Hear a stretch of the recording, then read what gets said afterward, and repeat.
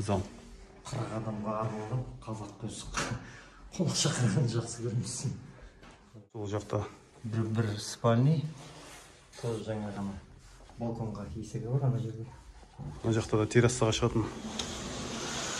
Бұл жақта да тағы бір есік бар. Мына жақта двойной раковина. Двойной раковина. 2 стиральный машина. Ассалаумалейкум оқырмандар, бүгін бізде тағы бір түсірілім. Алматы облысы, Іле ауданы, Боролдай кенті, Шайнақ ауылы. 3 Алматы. Самал 19 үй. Осы үймен сізде таныстырамын. Айта беріңіз, үй иесі өзі таныстырады ары қарай. Ассалаумалейкум жамағат. Міне мынау 2 этажды үй, қызыл кірпіштен салынған. Фундаменті полностью фундаменті астыға 60 кеткен, үстіге 90 сантиметр шыққан. Бірінші, екінші этажы неден монолиттан құйылған, полностью бірге құйылған монолит, жаңа колонналармен, как положено, қызыл кірпіштен салынған. Мынау сырттан келетін суымыз. Даланың суы екен.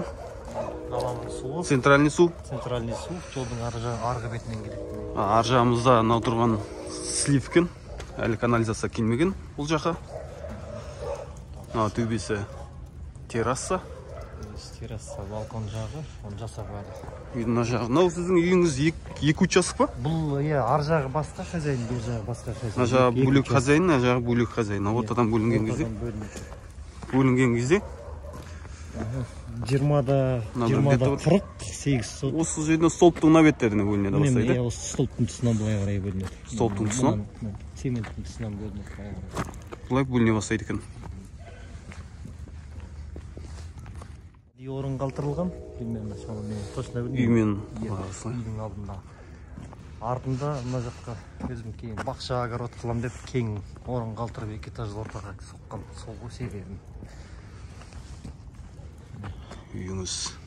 Артында ана жерде бір дайын уже поварық десе де болады. Бұл өйткені бұрын бізде центральный су болмады да, өзіміздің су болды іште. Содан қалған тоже құйылған бәрі. Дайын поварық. Сырты дождикпен істегенсіз ба? Сырты отшивать етілген, қалыңдатылып, жаңа ғана пенопластпен. Содан кейін дождикмен қонысқа істелген. Чердаңыз немен? Төбесі ағаш. Ең үсті ана бірінші, екінші перекрытие монолит құйылған. Үсті монолит, екінші этажда монолит полностью. Арматурасы тоқылып, как положено. Крышаңыз? Үшінші этаж соқса болады. Черепица ма? Иә. Крыша черепица, иә. Пластик терезе дегіңіз, иә? Бірінші этаж бәрі решетка ма? Бірінші этаж, иә, полностью решетка. Мынау ма жаңағы? Иә, мынау жаңағы нем ғой, бұрынғы жазда огород суғарған, біз осымен өзіміз су болмай тұрған кезде. Мынау топкаңыз, иә? Мынау топкам, газ отопление. Мына жағында? Су. 1 метр.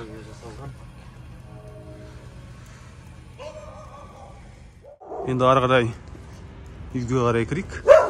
Баспалдақпен көтерілеміз. Терезесін қарасаңыздар, барлығы решеткамен қапталған. Даланың счетчігі. Екі жақта сүйетін көрік. Есігіміз қалың екен. Және сыма деп бастайық. Мынау кіреберіс, теплый пол, асты кіреберістің. Потолок биіктігі қанша? Биіктігі 3 потолоктың. Мына төбе жағы терраса болғаннан кейін бағана көрдіңіздер, ана жерге мен гипсокартонмен мемвата жыллап тағы гипсокартон салдым. Терезеңіз сплошной екен, иә? Терезе сплошной, охраткиный маска сеткілермен бәрі бірге. Стройный шкафтарыңызбен? Иә, мебельдер қалады ғой өзі, осы жерге арналған. Бірінші этаждың автоматы щитовой. Теплый пол, да? Иә, асты теплый пол. Кіреберіспен, мына жақ туалет ванна теплый пол. Туалет ваннасы бар. Тігінен жүрген кезде жаңа туалет ваннасы бар екен. Мына жақта двойной раковина. Двойной раковина. 2 стиральные машины.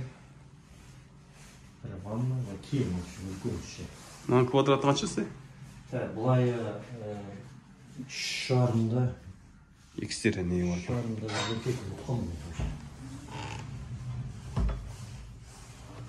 Және былай қарай Бұдан былай қарай кухняға кіреміз. Кухняға.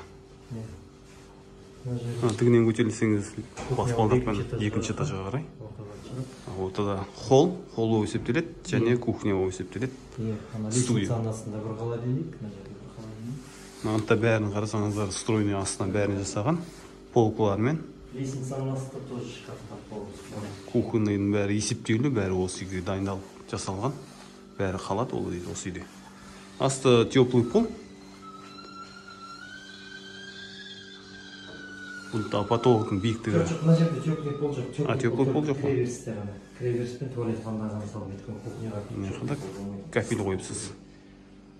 Былай тік жүрген кезде ар жақта. Тік жүрген кезде мына үйдің бір жағы полностью зал. Зал. 40 адамға арналған қазақ көз. Қонақ шақырған жақсы көрмессің.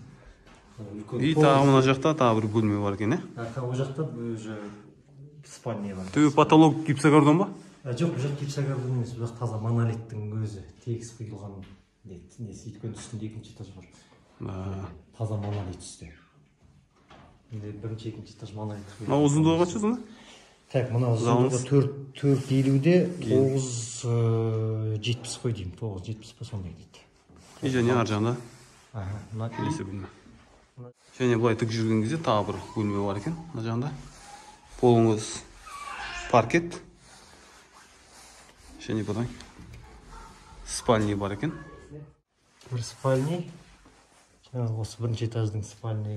Мүмкін кісілерге арнайы жасалған негізі. Бірінші, екінші этажға қиын болғандықтан. Стройный шкаф қойсын өздесеңіз, Аларында қалады ғой осы. Полы не? Полы паркет жаңа, ламинат. Мынау ламинат, анау паркет. Мынау паркет, мынау ламинат. Оның ауызын квадратын бөлменің. 3,5. 3,5. 4 сондай ғой деймін примерно. Енді екінші этажды көрсетемін сіздерге. Баспалдақпен көтерілген кезде. Баспалдағы ағаш екен.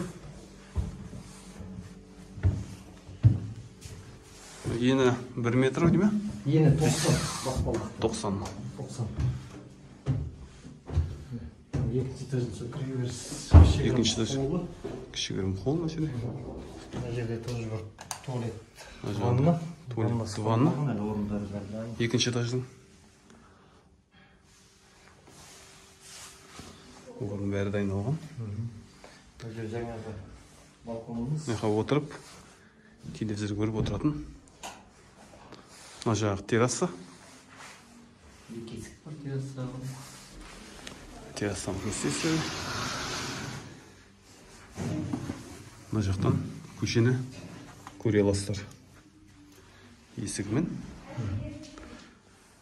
Және оң жағымызда арка. Аркадан кірген кезде. Мына жақтар сол жағында. Сол жақта Бір спальня. Тоже жаңа ғана балконға есігі бар ана жерде. Мына жақта да террасаға шығатын.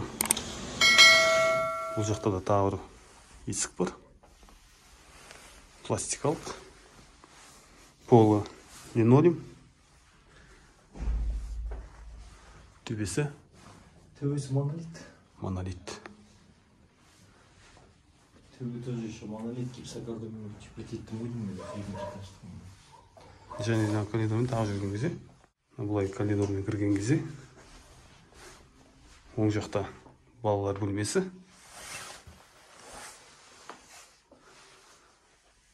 Шкафымен стройный. Терезесі пластикалық. Парабойы алюминовый. Төбесі монолит. Және осымен былай қарай жүрген кезде тағы бір балалар бөлмесі. Пунктта полы линолеум.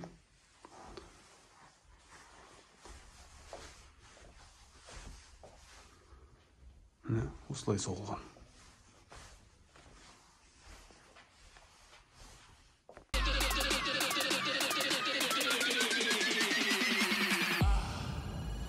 Get on my head.